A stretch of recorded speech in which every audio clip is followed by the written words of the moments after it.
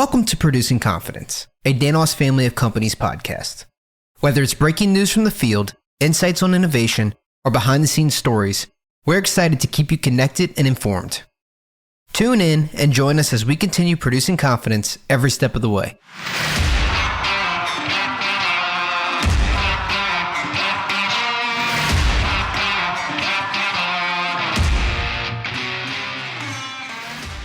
Hi everyone, I'm Samantha McGee, and we're here today with Ben Alexander, who is Danos' Rope Access Program Manager and Trainer. Can you tell me a little bit about your career history, how you got started with Danos, and how you became involved with Rope Access?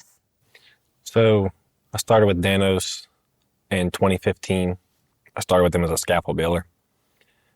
I knew when I started that it wasn't really what I wanted to do, but I've heard from a lot of people that when you go offshore, you can pick up a lot of other crafts. So that was what I set my goal on.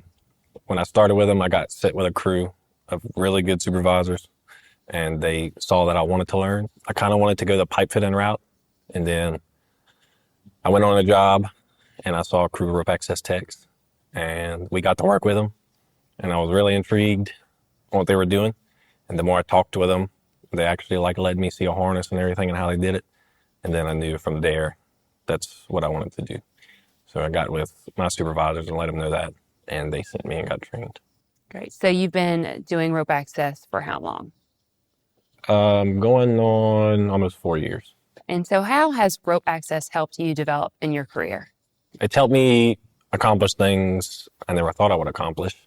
I made it into the office, so that was a big thing for me. I never saw myself doing that. It helped me grow a lot as a person and as a supervisor, and in a supervisor role, because you have a lot of responsibility. So I like that. Can you explain the training process for someone who wants to become a rope access technician? So you'll start as a level 1, which there's very little requirements you have to meet. You just have to be 18, physically fit, things like that. And then from there, you have to to SPRAT regulations, you have to do at least 6 months and 500 hours as a level 1 before you can level up to a level 2. As a level 1, it's mainly just being a little helper, doing a lot of the work to get experience. When you get to 2, that's when you can start taking on more of a supervisor role, but you still are working. And then to make a level 3, it's 6 months and 500 hours as a level 2. And then you can go for your level 3s, which when you get to level 3, that's when you become a supervisor and you start to help grow the 1s and 2s underneath you. Great. So what level technician are you right now? I am a level 3 SPRAT technician and a level 3 IRATA. So I'm dual certified.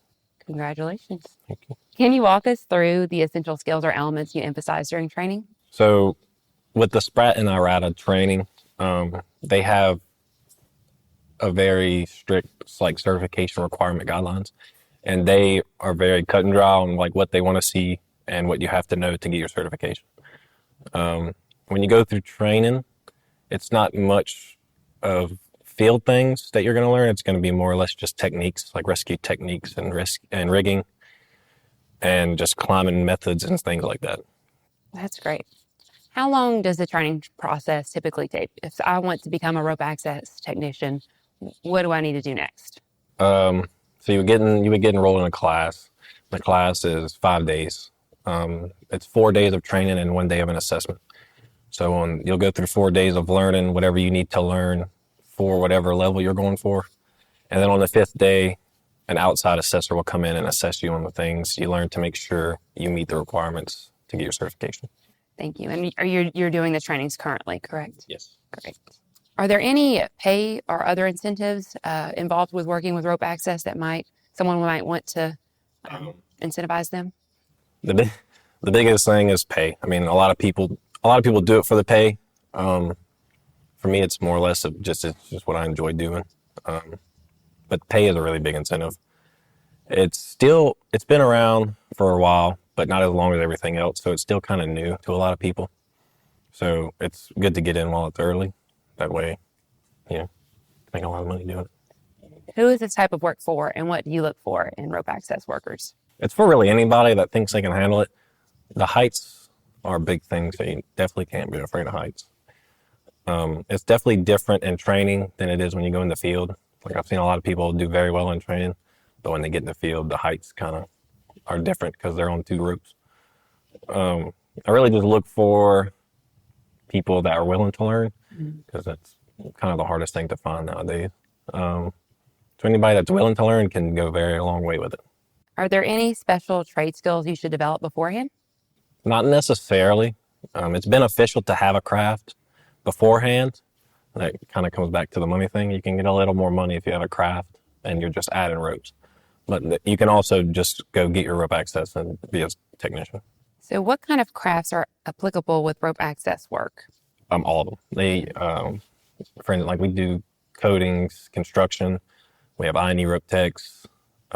It's really almost endless. They got window washers. They got people that scale mountains. Wind is really big. Inspection. It almost covers almost anything. What's the most interesting job that you've been on? Probably decommissioning jobs, just because like the rope work is really in depth and you get to really use your skills and a lot of rigging that you don't normally get to use. Are there other applications besides industrial, or is rope access, what kind of industries is rope access available for? Wind, like they got GMO certifications you can get for wind.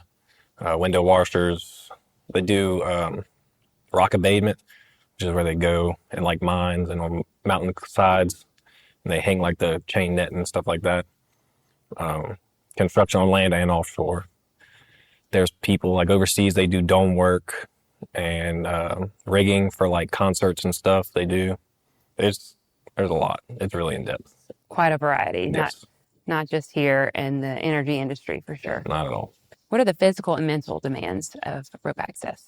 You need to be physically fit enough. You use more of your legs than anything else when you're climbing, just because your legs are like the strongest muscle in your body.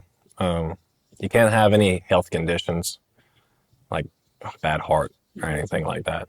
Mentally, you need to be, able to trust that your equipment is going to save your life.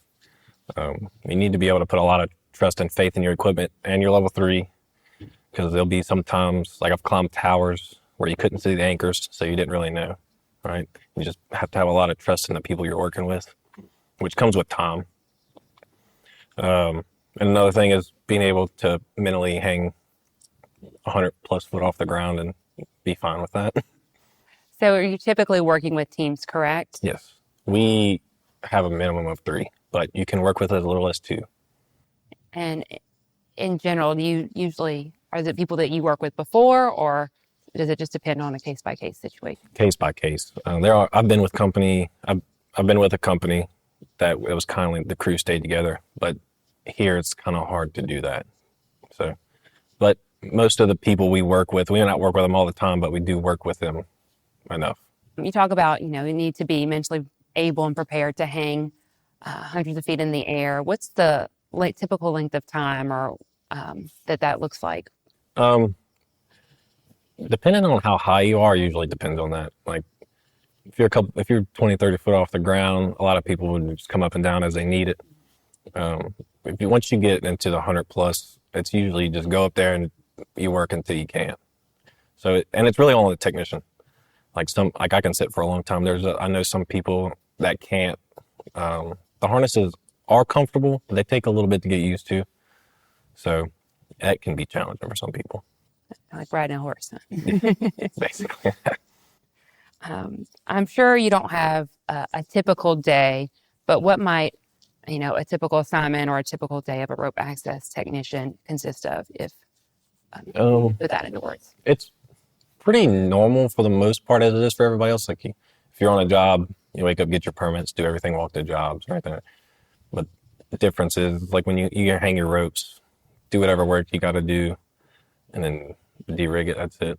That's kind of a hard one to explain because it's so different, but the majority of it, that's about the basics.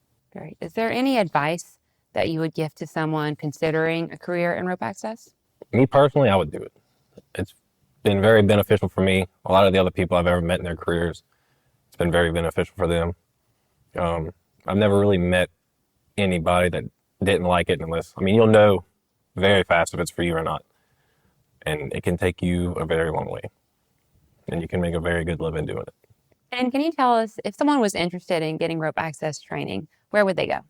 There aren't very many training centers locally to Louisiana, but Danos does offer in-house training in Amelia to in-house employees and third-party personnel. That's it for this episode of Producing Confidence. To learn more about the Danos family of companies, be sure to follow us on social media. Remember, stay safe, stay connected, and keep producing confidence.